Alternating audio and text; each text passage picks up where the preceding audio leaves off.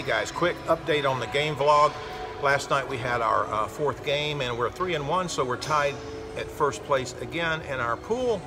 So I'm going to give you a tip here in just a minute on how to stop a late rally by your opponent. And it's really up to you as a pitcher to take charge and make that happen. So stay tuned and I'll give you the update.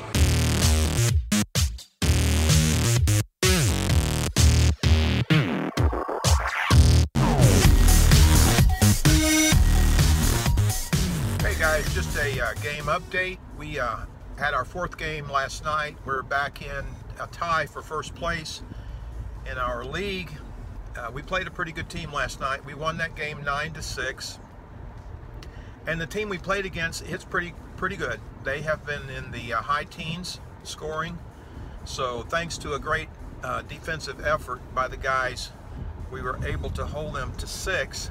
But you know, last week I commented on, it was either a question or comment from one of our subscribers, and he talked about getting outs at second base. And you know, it reminded me that we do have a shift that we use.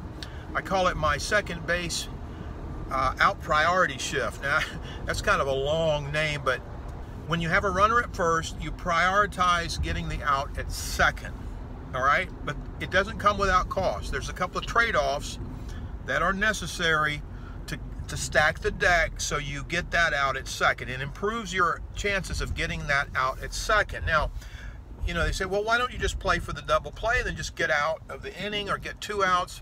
Well, the problem with playing for the double play is it weakens your defense and it reduces your chances of getting the out at second because the gaps are wider in the infield.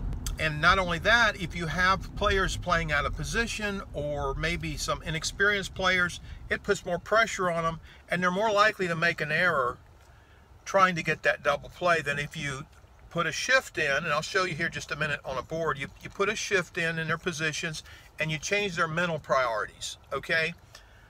You hear it all the time. Make sure of the first out. Okay, that's fine. I agree with that. But sometimes you have to really just put that play in concrete. In other words, you say, look, this is the play, we're going to shift, and this is it.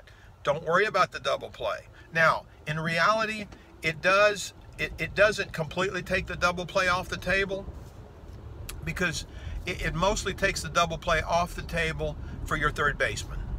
Okay, essentially, other than that, it's still pretty much, you can make that double play.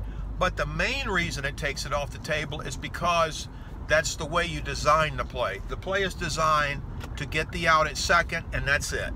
All right? So it takes the pressure off your defense to turn that double play. It makes them relax a little bit. It puts them in a better position to field the ball, an easier, more controlled throw to second base. All right? So that's one of the things you give up with this play. The second thing is you're going to give up a little bit of the right field, and that's where you come into the picture as a pitcher. Now, this will not work if you cannot control your line. You have to be able to throw your pitch on a line. If you don't, if you're all over the plate, you can get hurt, all right? So you have to be able to control your line, your left and right. And if you can do that, this play will work very well. And last night we used it to snuff out a little rally late in the game, and we've used it before. So just hang in there. I'll show you on a board here in just a minute how to set that up and how to make it work. This is your typical positioning for a defense playing straight up. The way this works, you're going to shift your third baseman over to the line, your shortstop over, your second baseman, and your first baseman over, and your right fielder. So it will look kind of like this. So now we've moved our third baseman from here over to the line. Your shortstop goes back a little deeper. Your third baseman's a little deeper. Your second baseman comes back over the right side of the bag. And then your first baseman comes back up here into the 3.5 hole. Not quite into the 3.5 hole, but a little bit closer to where the second baseman would normally play. What we're doing is we're closing the gaps and we're moving your positions back. This gives you a couple of extra steps to make the play on the ground ball. Now your right fielder's coming up into this like a short fielding position. So I'll tell you why in just a second. Now what you're giving up with this shift is you are giving up any ball hit into this little wedge right in here. Okay, so you're giving up that right line, maybe 10% of the field. Okay, let's put our base runner on. So the object is to make the force play at second, take the pressure off for the double play. So now, any ball hit back in here, we're going to prioritize and throw him out at second. Now, ball hit here to the first base side, he can easily make that throw. A short or a quick hopper to the right fielder has a really good chance of making that throw to second base and getting the runner out. You're actually putting him almost in an infielding position where he normally is not. Your shortstop's back a little farther. It's easy for him. He doesn't have to focus on a quick hands and all that kind of thing. What you're doing is you're just prioritizing that he feels clean and he makes a nice easy throw to second. Same thing with the third baseman. Stepping back on the line now, he can cover that line. Anything fair, he can catch. He can relax, make a nice clean throw to second. You're improving your odds of making a out at second base, but you are giving up the right field, and you're also, in a way, you're giving up that double play. Now, in reality, you're only giving up that double play for the third baseman because he's back there pretty far, and it's not likely he's going to be able to field the ball and get that double play.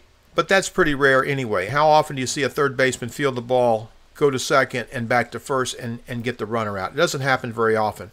Shortstop can still turn the double play, can field the ball, throw to second.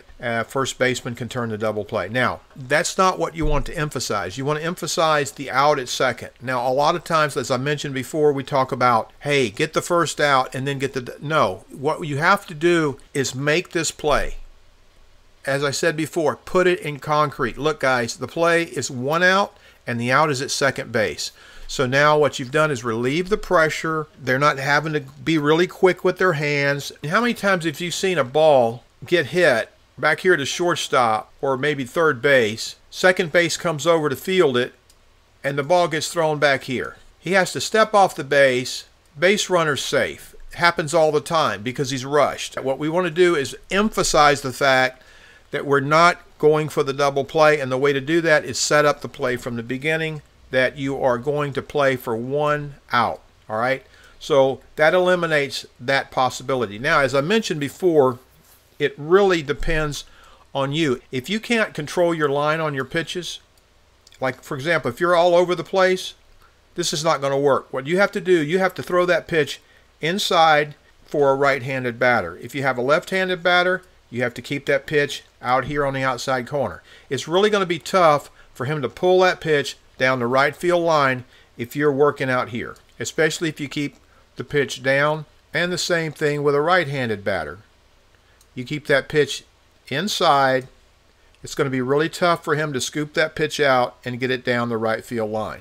Most of the time, the best they can do trying to go the other way is somewhere here over, and you have this covered very, very well. Not likely to beat your right fielder deep if you're pitching inside.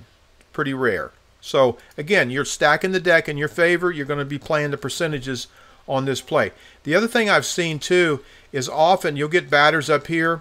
They see you put this shift on. It puts a lot of pressure on them, and they know what you're doing. It really doesn't matter because you're going to make them hit that pitch the other way. Otherwise, they see all these jerseys in here, and they see everyone backing up a little bit and closing the gaps.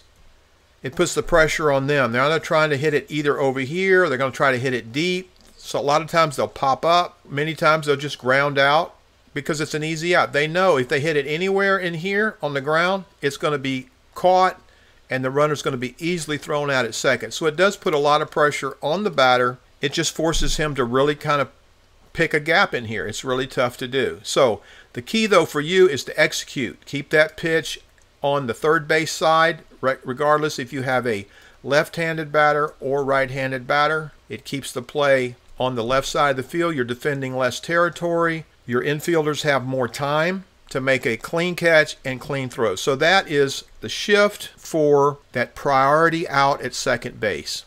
Thanks a lot, guys. Stay tuned, and we'll catch you next time.